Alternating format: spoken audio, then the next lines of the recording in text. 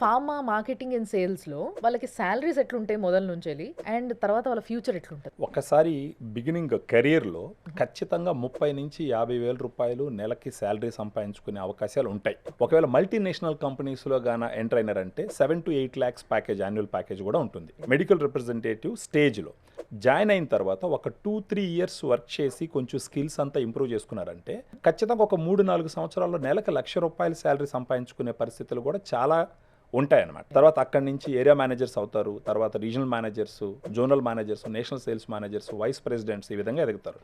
ఇప్పుడున్న పరిస్థితుల్లో లక్షల్లో శాలరీస్ 2-3 సంవత్సరాల్లో సంపాదించడం పెద్ద ఛాలెంజింగ్ ఇష్యూయే కాదు ఫార్మా ఇండస్ట్రీలో ముఖ్యంగా.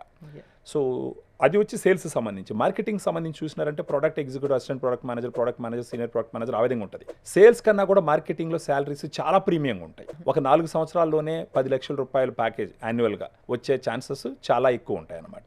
సో డబ్బులకి ఆలోచించాల్సిన అవసరం లేదు. మళ్ళీ ఇన్సెంటివ్స్ రూపంలో కూడా నెలకి 20,000-30,000 రూపాయలు ఈజీగా సంపాదించుకునే అవకాశం ఉంటుంది.